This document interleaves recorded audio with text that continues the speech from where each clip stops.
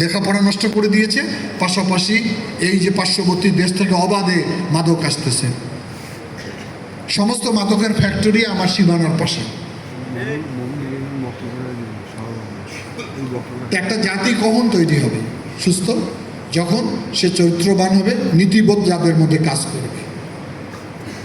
মানুষ মানুষকে তো বিশ্বাস করতেই চায় না।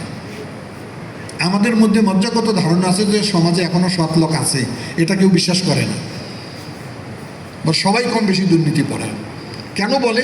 ওই যে এক গ্লাস পানির মধ্যে যদি এক ফোঁটা রং দাও, কোনো পানি বলতে পারবে না, কোনো পানির কণা বলতে পারবে না যে আমার গায়ে রং লাগে নাই। সেই অবস্থা হয়েছে আমাদের সকলেরই। আমরা সবাই কম বেশি মনে হচ্ছে সবাই দুর্নীতিবাজ, এটা বিশ্বাসই করতে চায় না। আর আমাদের অভিভাবকদেরও কিছু মজ্জাগত দীর্ঘদিন ধরে কিছু ধারণা জন্ম হয়েছে।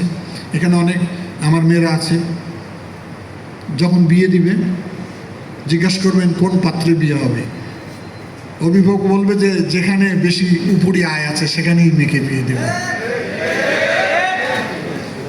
কঠিন অবস্থা। কিন্তু ডক্টর মোহাম্মদ শহীদুল্লাহ ঢাকা বিশ্ববিদ্যালয়ের রোকেয়াল একটা সার্ভে করেছিল, যে মেয়েদেরকে জিজ্ঞাসা করেছিল কয়েকটা প্রশ্ন দিয়ে যে ভবিষ্যতে তুমি কি স্বামী চাও, কি ধরনের স্বামী চাও।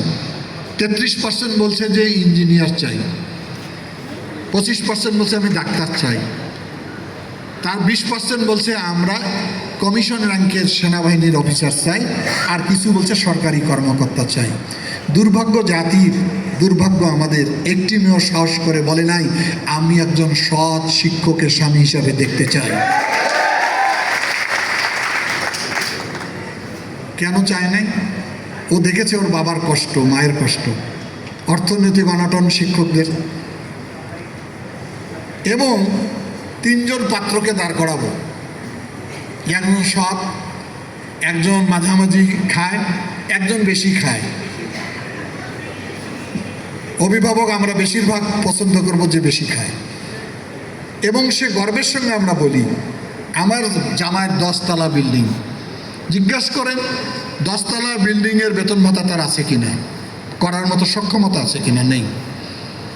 এই যে জাতি কোথায় গিয়ে দাঁড়িয়েছি আমরা, এখান থেকে তোমাদের দৃষ্টিতে আমরা নতুন বাংলাদেশ করতে চাই।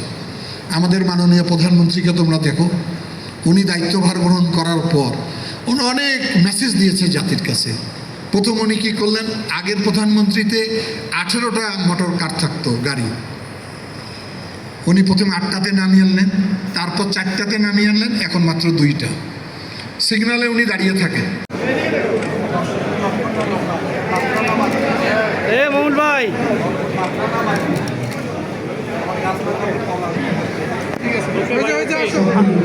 আসো আসো।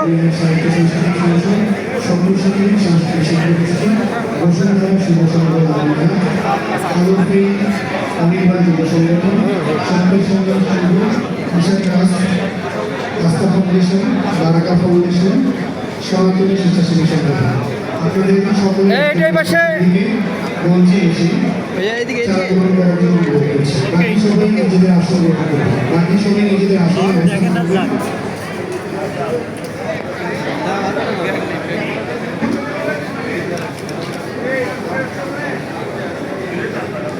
আমি সকল স্বেচ্ছাসেবী ভাইয়ের মধ্যে বিশ্বাস করছি